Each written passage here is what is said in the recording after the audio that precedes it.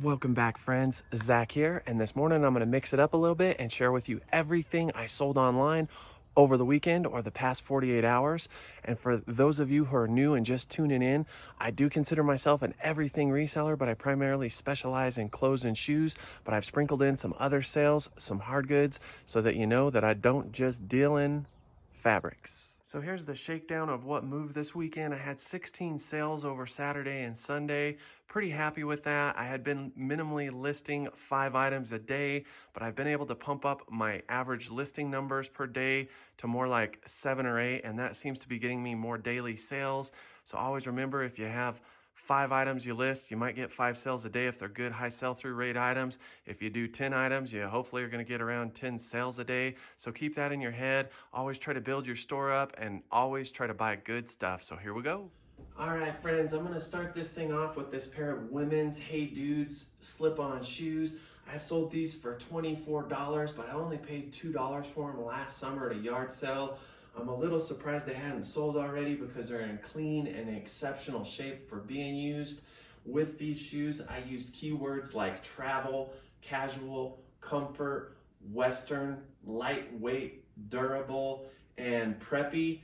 And those keywords will just get more attention to a potential buyer. And I keep saying this, keywords have helped me tremendously. So take a little extra time when you're doing your listings, and in the description area, try to tack on some keywords down at the bottom. I think that's helped me so much, and I think that little investment in time is worth it to try to get more sales and make more money. So these guys are gonna go out this morning.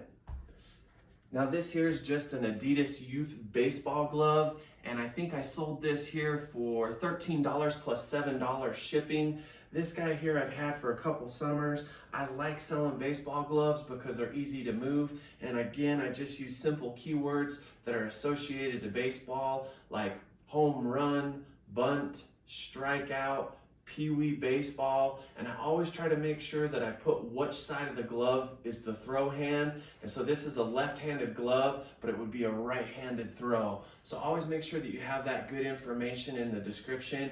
And baseball gloves are nice because they sell sometimes year-round, but they tend to sell really good around this time of year when baseball season is going on. So this is another item I've held for a couple years, but I didn't pay much for it. And these Keen sandals sold for $12.50, and I did tack on 7 and some change shipping. These are not an extremely popular brand like the H2 Newport water sandals that you might see a lot of people out camping wearing or people doing outdoor activities. But nonetheless, Keen is a reputable brand, and I put keywords like beach, water park, sun, outdoors, and all of those things again are just going to help latch on more attention to this item. So not a bad sale, and I think I didn't pay much at all for these. A few dollars maybe, or some pocket change. I just can't remember, and I don't have the list out. So one of my big pushes in my store is outdoor adventure apparel, and I love outdoor research hats. I do very good on their outerwear as well, whether it be men's or women's. But this hat here sold for $13.50 plus some shipping, and I use keywords like mountain climbing, hiker, gorp, gorp core, dirt bag, adventure, trek, through hiking, and all of those things again are just going to shine a little bit more light and get you that quicker sale. So I'm going to skip over here and do a little bit of clothing because I have quite a few garments to share with you. This is an LL Bean women's hooded sweatshirt, and this guy right here I think sold for $19 plus some shipping. I believe I only paid like $6.99 for this, so I did come down on the price. I had bought this during winter and was hoping I'd move it more towards winter and get a little more out of it. That's okay because I still do very good on lightweight jackets, hoodies, and zip-up hoodies this time of year in the spring. And with LL Bean, it's just a bread and butter item for me. It doesn't carry the strength of Patagonia or maybe North Face or some of those better outdoor adventure apparel brands, but it sells for me, especially their outerwear, men's or women's. So don't sleep on LL Bean. All right, this is my partner in crime. This is a Carhartt Buttonup fleece-lined flannel shacket, and this guy here sold for $24 plus some shipping. I paid $7.99 for this just a few weeks back. I'm a little surprised this sold as quick as it did just because it's more of a heavyweight item. But again, shackets, lighter weight jackets, zip-up hoodies still sell this time of year. And I use keywords for this item like construction, oil-filled, plumber, electrician, carpenter, concrete finisher, all the types of occupations or people that work in occupations that would wear this type of item is what I attached to the description box. And again, that helped me get a quicker sale. All right, so don't sleep on motocross jerseys or pants. I don't find them a whole lot, but I've been doing pretty good. And this is a Troy Lee Designs kids youth motocross racing jersey and pants set. I sold this for $34 plus some shipping. I did drop the price a little bit, but it finally got a sale, and I've probably only had this for a couple months. I think I paid like $7 for this combined two garments together, and I used keywords like racing, dirt bikes, trail riding, motocross, jumping, freestyle jumping. All those things are just going to get more attention. And just remember too, these two items were pretty clean, but if any of the items you're selling, especially clothing or shoes, have flaws, just make sure to put read, flaw, put something in your title so that people know that there's an issue with it, and then that way you don't get a return or some angry customer and then you have to put on your customer service hat. So this is one of my favorite Western wear brands, but it also sells very good in the workwear, work utility line. This is an Ariot flame resistant long sleeve button down shirt, and as you can see, this does have some outside embroidery. I just denoted that in the listing. For shirts like this, whether they have stains, they'll still generally sell. You just have to reduce the price. These are very sought after because flame resistant garments can be very expensive, and not all industrial occupation employers provide the money to pay for the garments for their employees. So there's a lot of industrial workers that have to provide flame resistant garments. And because I live in an area of northern New Mexico where the oil field is very, very pronounced, very common, I'm able to find and source a lot of flame resistant goods, and they sell for me whether they're beat up or in immaculate condition. So for this guy, I use keywords like oil field, construction, pipeline, heavy equipment operator, machinist, machine shop, gas plant, factory, industrial. This is actually one of the items I probably have the most keywords I use, so it takes me a little bit of time, but I sell these work utility flame resistant garments quick. And this item too also had a stain, so I just denoted that, but you can't go wrong with Ariot, whether it's Western wear or whether it's work utility wear, one of my favorite brands. All right, so this is a little bit of a funky one, kind of a hard good sale here. This is an AF Absolute Youth Fencing helmet, and I did pay up for this a couple months ago. I thought it would probably sell for more in the mid-30s. It ended up going for $24 plus a good amount of shipping because of its size and weight. I did drop the price several times, and what I came to the conclusion is this is an extra small helmet, and these just don't have as good of a sell-through rate as the larger sizes. But nonetheless, I still made some profit off of it. I put keywords like youth sports, youth fencing, and I think I even looked up a few fencing terms to tack on, and I can't remember what those are right now, but do a little bit of market research, investigate the items you sell, and tack on those keywords. I'm serious, it'll help you. Okay, so one of my favorite Western wear brands is Twisted X, and I actually sell a lot of their leather driving mocks. Now, these are a little bit different. They are the Twisted X driving mocks, but they are the steel toe, and these sold for $50 plus shipping. They're in excellent shape, and I'm a little bit surprised they didn't sell quicker and sell for more, because I sell the mock toe, non-steel toe leather ones very fast. And these just took a little bit longer. It may be because they're black and they're not the leather that most people are associating these shoes to, but I used keywords like oil filled, heavy labor, construction, safety toe, and again, those things just help pump up a quicker sale. So don't sleep on Twisted X mocks. They are money.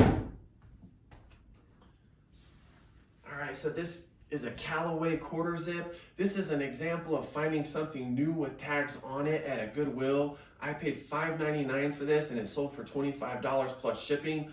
I'm not crazy about buying a lot of Callaway. I try to stick to the more premium golf brands like Rowback and Grayson, but if I can find Callaway with tags on it, I don't mind stashing it in a corner and just being patient, because eventually somebody's gonna come around and buy it, especially if you price it competitively. And this, I didn't drop the price down a few dollars, and I did hold on to this for about 4 or 5 months to get the price I wanted. But again, simple keywords that just associate this golf quarter zip brand to golfing. I put words like putt, chip, drive, and all of that just help pump a quicker sale. All right, so I'm winding down, just got a few more items left. So this is an example of an item I probably wouldn't buy now that I have more experience and I've been reselling for a couple years. This is an example of an arbitrage sale. I bought this at Ross for just a couple dollars a few summers back. It sold for $20 plus a good amount of shipping because of its size. And I didn't use any keywords. That was back when I was kind of a rookie at reselling, and that may have been why this didn't sell very quick. But the other reason is, anytime you sell something that's arbitraged, and especially items maybe from Ross or TJ Maxx, please understand that every Ross in the country might have this item, and they've also probably clearanced it. So there's gonna be a lot of items for sale like this. So you really need to watch your prices with new arbitraged items. There's probably a lot of them out there on the market, and sometimes the market can get flooded, which really reduces your chance of a sale. And I'd probably chalk that up to why this took so long to sell. I did drop the price on this several times in the past few years. I'm glad to get rid of it. I'm not real happy to pack it up because it's going to take me a little bit of time to package, but it's still money in the bank, and I don't want to pass on dinero or dollaroonies. Okay, one of my favorite brands. This is a North Face button-up short sleeve shirt. And this is, again, another item I bought a couple summers back that I probably wouldn't buy now. But the thing that sold this shirt is it has a very nice outdoor print. It's got some little campfires, some hatchets, and that's probably the reason I grabbed it. I can't remember why. I didn't pay but a couple dollars for this. And so it did sell for like 12 and some change plus shipping. Did drop the price on it a few times. This did have good keywords like hiking, gorp, adventure apparel, but there's just a lot of North Face button-up shirts out there, and I find that with a lot of the popular outdoor adventure apparel brands, that for one reason or another, short sleeve button-up shirts across a lot of those brands, they just don't sell well, and it might just be that they're saturated. There's a lot of them out there, so something to think about. So winding it down now, friends. This one is a sale that I got over the weekend. I purchased this at a garage sale. This is a Polaroid OneStep close-up instant camera from like the late 80s, early 90s. This guy had a lot of damage to the exterior plastic, a lot of scuffs, and again, it was also purchased under the premise of being untested.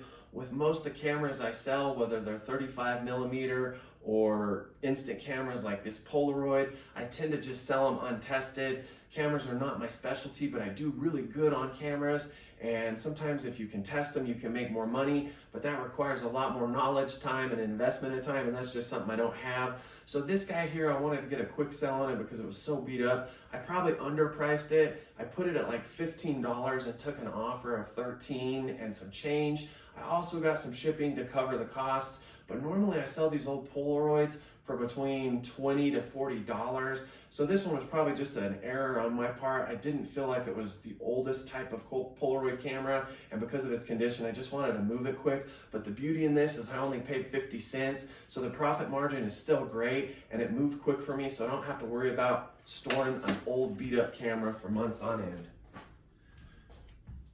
Alrighty, so this is one of the oldest items I have in my inventory, and this Dragonfly cast iron painted coat rack finally sold for $8, and I got more shipping out of this than actually the sale price. I marked the shipping up high though because this is cast iron and it's very heavy, and because I ship out of New Mexico and a lot of my sales go to the East Coast, I have to really account for that distance traveled. So I do have to price up items a little bit more than a lot of the items that maybe somebody in the middle of the country would price at that does flat rate shipping. So there's a lot of different ways to bake a cake. The way I choose to bake mine is to price up a little bit on my shipping, and that also covers the cost of materials, the boxes, the poly mailers, and a little bit of my effort. So I would say that I probably make a little bit off of my shipping costs 75 to 80% of the time. But then there are those times when I ship something big and it has to go very far that I might lose a few bucks. That's just the nature of the beast, but you don't want to be underpricing your shipping. You just want to price competitively.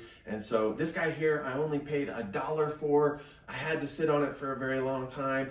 This is probably something I wouldn't buy again, but it's all a lesson when you're a reseller. Okay, so the last big sale item of the week, these are Redwing Heritage 6-inch work utility mock toe leather work boots. I just picked these up last weekend. I did pay up on them at the Goodwill in Durango. I did pay $14.99 for these, but these turned around and sold within 24 hours. I did take an offer of $72, and while I probably could have held out for another $8 to $10, I'm good with just making that quick turnaround, especially because I had to pay up for these. Don't sleep on Redwing boots. I sell them even in poor condition. And with these, I will put, again, keywords like construction, electrician, plumber, house framer, concrete finisher, heavy equipment, trucker. Any of those labor-intensive, industrial nature jobs are going to help move your items quicker. So that is everything I sold this weekend. All 16 items. I'm glad that I got to do this. It's been several months since I did a longer length version of what sold, and I'm going to try to do more of these videos in the future because I know a lot of people that are getting started in reselling just want to know what to sell, but they also need knowledge of how much to sell the items for, as well as how much to charge for shipping. So I'm going to go ahead and wind it down. As always, I'm appreciative of all the new subscribers as well as the old ones. I wouldn't be doing this without y'all, and thank you for the feedback. If you like this video, please hit like, make a comment, or as always, please subscribe.